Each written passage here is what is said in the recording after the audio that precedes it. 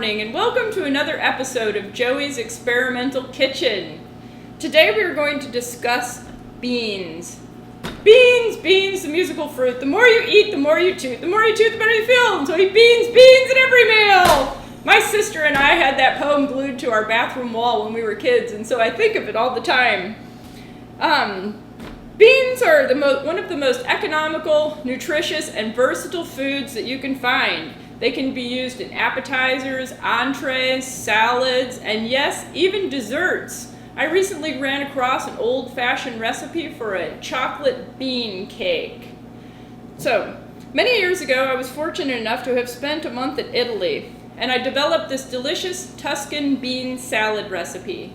Now, you can buy beans either dried, they look pretty in jars in your kitchen, or you can buy them canned.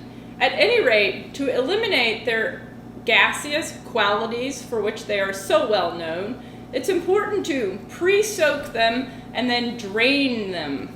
You always want to discard the cooking liquid. It's best to soak your beans overnight. So we start by just rinsing the beans in a colander.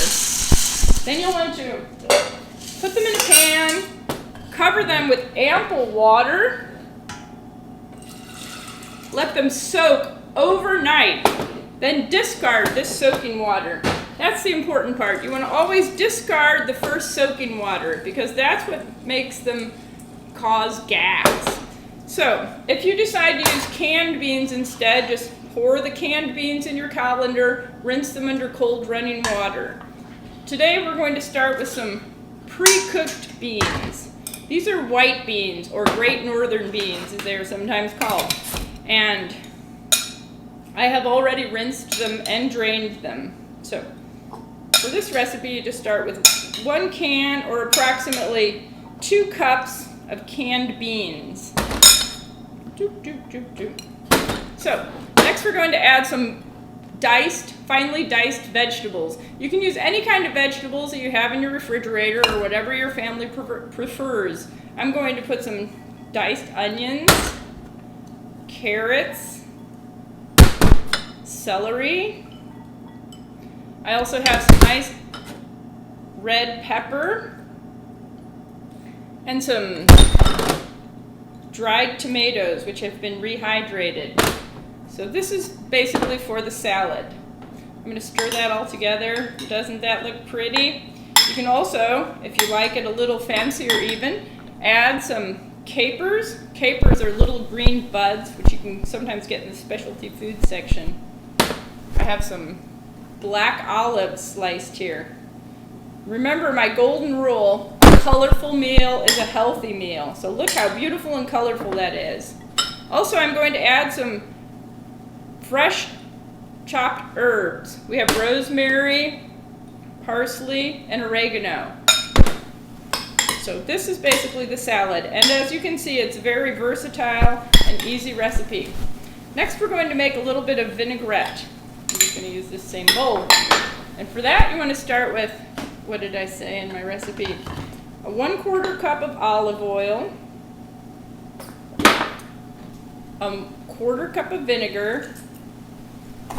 Remember, these recipes are just guidelines, and that's why I call it the experimental kitchen, because you take my ingredients and use them however you would like to.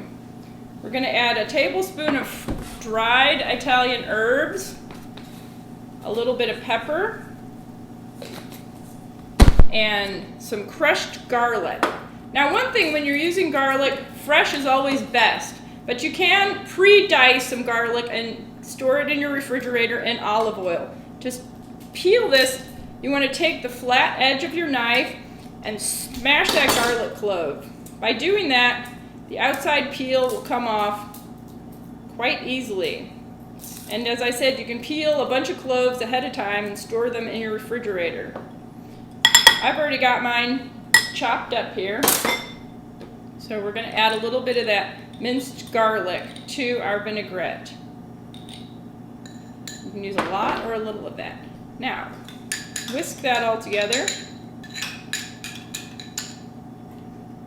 Pour it over your salad. And there you have it. A delicious nutritious and colorful Tuscan bean salad. Thanks for being here again, and we'll see you next time on another episode of Joey's Experimental Kitchen.